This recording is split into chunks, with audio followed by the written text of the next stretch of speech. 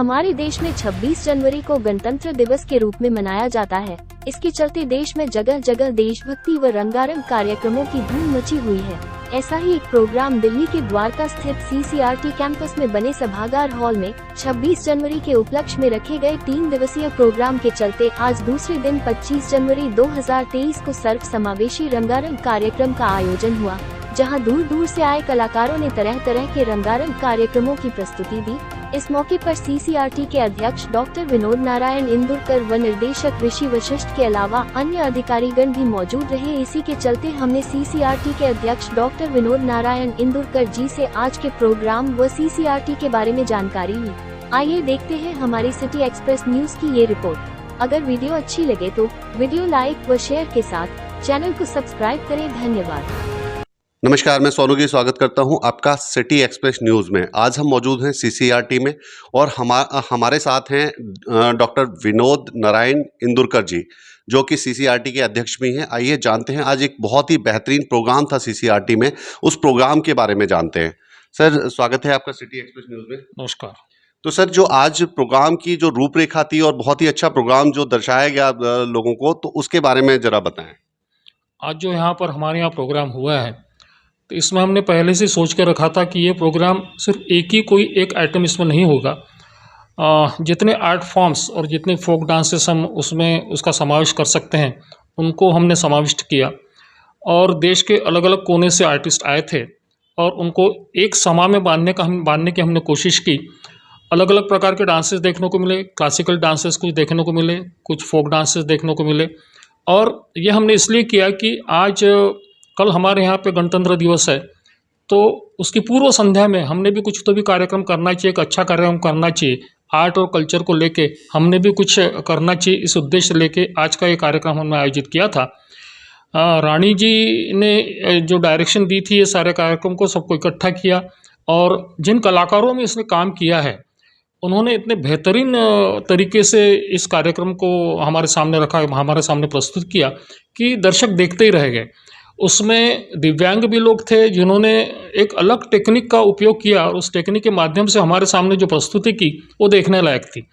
हमारा उद्देश्य हमेशा CCRT का यही रहेगा और यही रहा है कि जितने कलाकार हैं, जितने आर्ट फॉर्म्स हैं और जो हमारा इंडियन कल्चर है, एक आर्ट फॉर्म के माध्यम से इंडियन कल्चर को हम कैसे दिखा सकते हैं, आर्टिस्ट लोगों का हम कैसे उपयोग कर सकते हैं, उनको हम कैसे ट्रेनिंग दे सकते हैं, इसी के लिए हम CCRT में अलग अलग प्रकार के कार्यक्रम आयोजित करते हैं।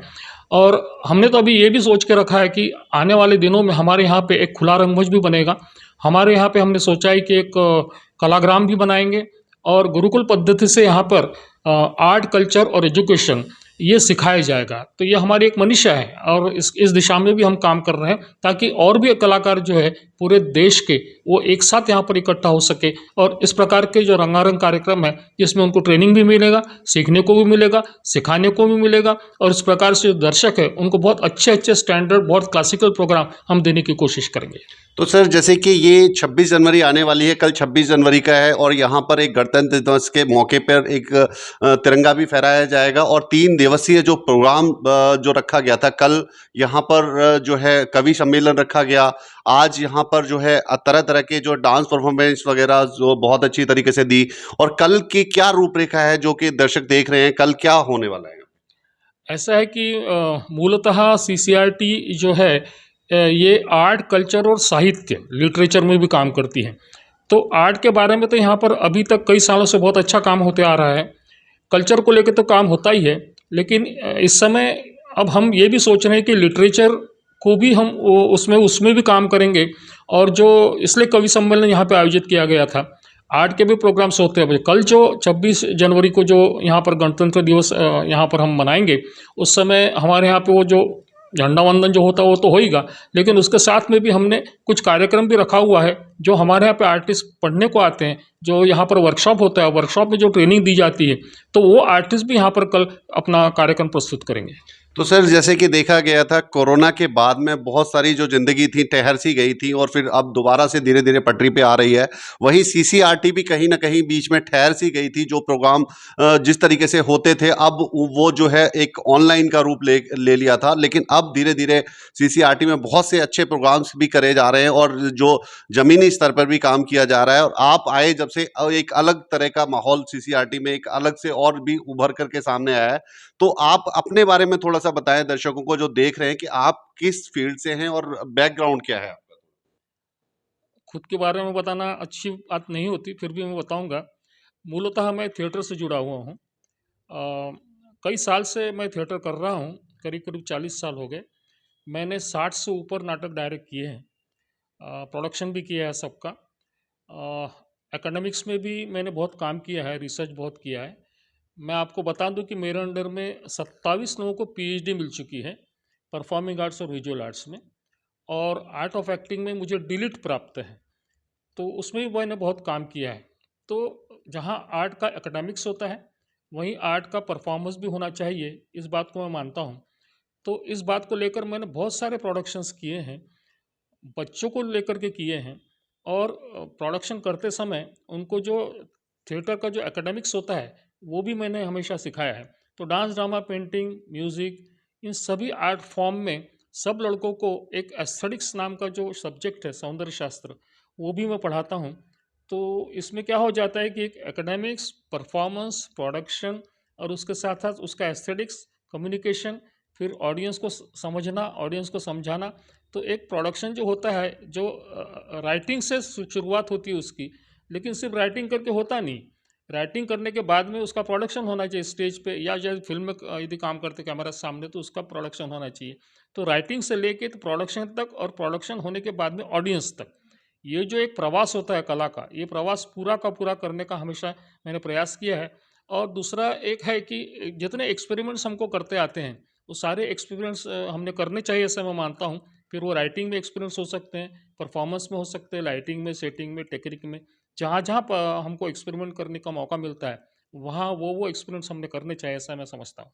तो ये हमें मालूम होते हुए भी हमने ये सवाल इसलिए किया था ताकि आपको पता चले कि जो सीसीआरटी है, सीसीआरटी जो कि पूरे देश में एक संस्कृति और कला को लेकर के क्षेत्र में बहुत ही अच्छी तरीके से काम कर रहा है, तो वहाँ के जो अध्यक्ष महोदय हैं, कितनी नॉलेज रखते हैं और कितना यहाँ पर आपको सीखने को मिलेगा। आपको बता दें, यहाँ पर सीसीआरटी में अगर आप ज्वाइन करते हैं तो यहाँ पर कोई चार्जेस वगैरह, अभी हम बात कर लेते हैं कि चार्जेस वगैरह यहाँ पर नहीं होता। आपको यहाँ पे बहुत ही अच्छी एक जो सुविधा दी जाती है और जिस तरीके से आपको परफॉर्मेंस सिखाई जाती है कि अगर आप एक्टिंग में, आर्ट में, डांसिंग में किसी भी आपका हुनर है, तो यहाँ पर आप सीसीआरटी से संपर्क कर सकते हैं और यहाँ पर सिखाया भी जाता है। और अगर आपकी परफॉर्मेंस अच्छी होती है, तो यहाँ पर स्कॉलरशिप भी दी जाती है। तो आइए जानते हैं कि किस तरीके से यहाँ से जुड़ सकते हैं और क्या वो होती है यहाँ पर?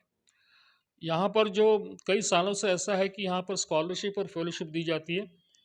स्कूल के स्टूडेंट्स को दी जाती है। जब बच्चा बड़ा होता है, यंग होता है, तो यंग फेलो करके स्कॉलरशिप भी दी जाती है। उसी के साथ साथ जब और बड़ा बनता है और मैच्योर बनता है, बहुत काम करता है, तो उसमें उनको सीनियर फेलोशिप दी जाती है। इसका अमाउंट भी अच्छा होता है। और जो लोग काम करते हैं, 400 के करीब करीब हर साल यहाँ पे फेलोशिप दी जाती है, स्कॉलरशिप दी जाती है। तो ये जो लड़के काम करते हैं, वो अपने अपने फील्ड में काम करते हैं। तो dance, drama, music, painting, sculpture, folk art, literature, इनमें स्कॉलरशिप और फेलोशिप दी जाती है। तो हम ये स्कॉलरशिप इसलिए देते हैं कि ताकि वो रिसर्च करे, बच्चे नया कुछ खोज के निकालें, कुछ इनोवेशन करें, और जो अपनी प्रैक्टिस है, आर्ट प्रैक्टिस, उसको बराबर करते रहें। हम उनको इस प्रकार का प्लेटफॉर्म प्रोवाइड करते हैं। इतना ही नहीं, तो सिर्फ स्कॉलरशिप और फेलोशिप करके हम रुकते नहीं, तो हम उन बच्चों को ट्रेनिंग भी देते हैं।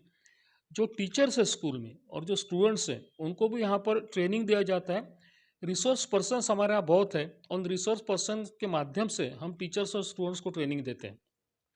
अब हमने आगे में ये भी सोचा है कि सिर्फ ट्रेनिंग दे के नहीं होगा, उनके साथ कंसिस्टेंटली हमको काम करना है। तो जिन लोगों ने फेलोशिप वगैरह ली है, तो उनका हम उपयोग करने वाले हैं।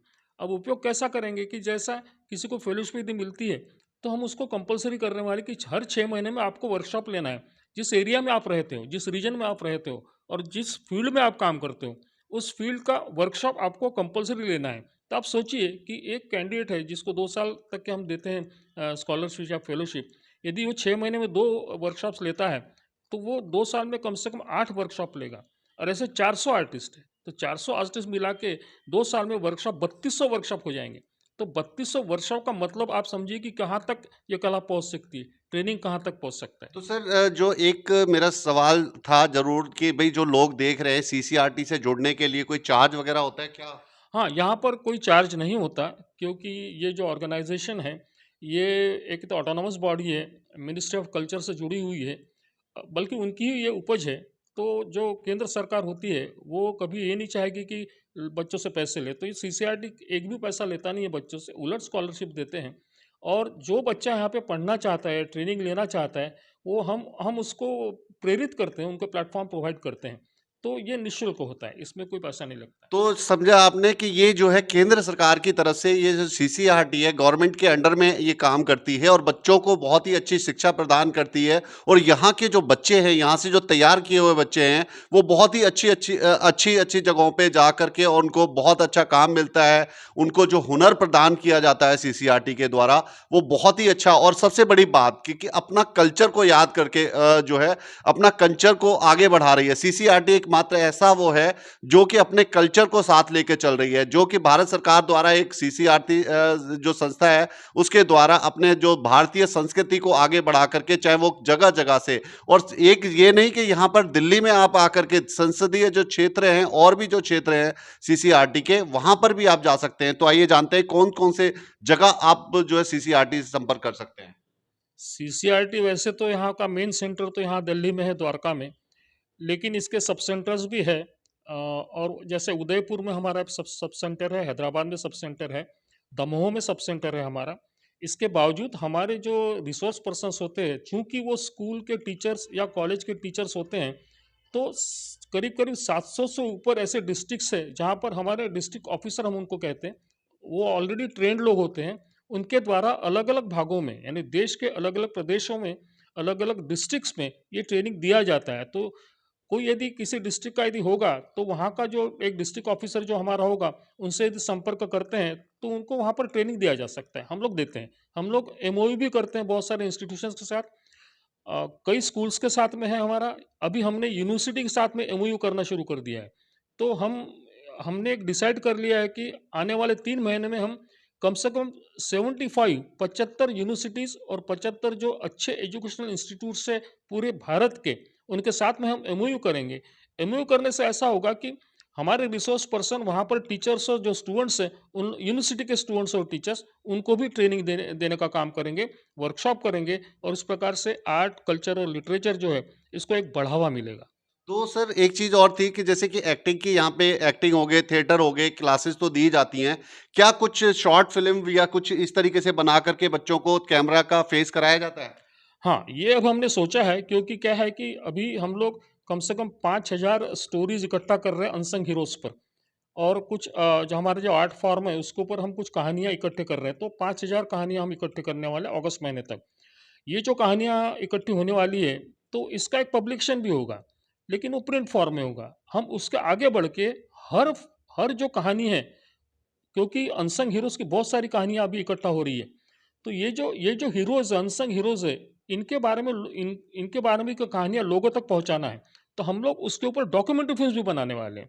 अब डॉक्यूमेंट्री फ़िल्म बनाएँगे तो नेचुरली डॉक्यूमेंट्री फ़िल्म बनने के लिए जो प्रोडक्शन के लिए जो चीज़ें यहाँ पे लगती हैं, हम अच्छा स्टूडियो यहाँ पर एस्टैब्लिश करने वाले हैं। उसके कारण क्या होगा कि उसके कारण हम हमारे प्रोडक्शंस यहाँ पे तैयार करेंगे, अच्छे लोगों को लाएँगे, जो टॉप के अच्छे लोग हैं, जो डॉक्यूमेंट्री फ़िल्में बनाते हैं, जो बाहर के लोग हैं, जो बहुत एक्सपीरियंस लोग हैं, उनको हम बुलाएँगे, उनके माध्यम से हम डॉक्यूमेंट्री फ़िल्म्स बनाएँगे। अब डॉक्यूमेंट्री फ़िल्म जब बनती रहेंगी, तो लड़कों को उसमें ट्रेनिंग मिलेगा। तो सीसीआरटी से संपर्क कैसे किया जा सकता है कि जैसे कि जो लोग देख रहे हैं, कोई वेबसाइट के थ्रू या फिर कॉन्टैक्ट नंबर, मोबाइल नंबर, तो वो क्या है जो सीसीआरटी से आसानी से संपर्क किया जा सकता है? सीसीआरटी की वेबसाइट है, तो सीसीआरटी की वेबसाइट पे जाने के बाद में हर इन्फॉर्मेशन वहाँ पर मिलती है, और डायरेक्टर से लेके बाकी जो ऑफिसर्स काम करते हैं, उनके सारे के फ़ोन नंबर भी उसमें दिए हुए हैं, और यहाँ पर क्या-क्या होता है, ये सारी बातें उसमें वेबसाइट में दी है।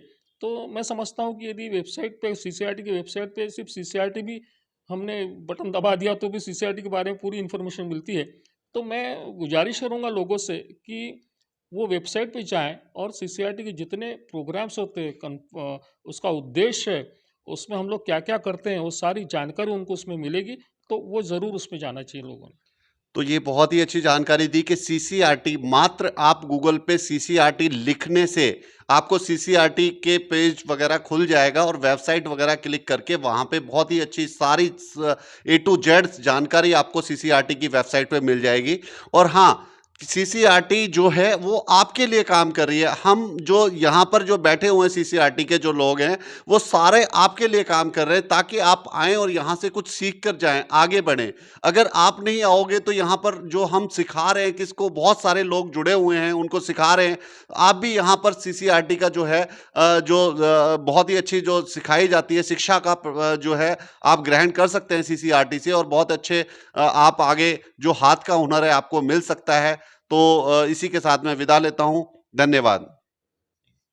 तो उसके लिए मैं चाहूंगा कि आप लोग एक बार ताली बजाकर उनका स्वागत करें। इसके पश्चात मैं यहाँ पे उपस्थित सभी कलाकार एवं उनके गुरु रानी खानम जी का स्वागत करना चाहूंगा और धन्यवाद भी करना चाहूंगा कि पूरी कॉन्सेप्ट को कहाँ उड़ीसा, कहाँ पंजाब, कहाँ दिल्ली, इतने सारे आर्टिस्टों को इकट्ठे करके एक ही प्लेटफॉर्म में सरल भाव से मनोरंजन का ही नहीं एक सीखने का भी तरीका जो उन्होंने बताया वो बहुत ही महत्वपूर्ण और बेहतरीन है, इसलिए उनका बहुत बहुत धन्यवाद। इसके पश्चात मैं हमारी पूरी जितने भी आईटी सेल के टीम है, वीना जी, राहुल, दोनों राहुल, आईटी सेल में 2 ही राहुल है, तो उन दोनों को, वर्मा जी, भगवान वर्मा जी जिन्होंने पूरे दिन रात मेहनत करके कल से आज तक उन्होंने हमारा सपोर्ट किया है, पूरी टीम को मैं थैंक यू कहना चाहूंगा। वर्मा जी की पूरी टीम है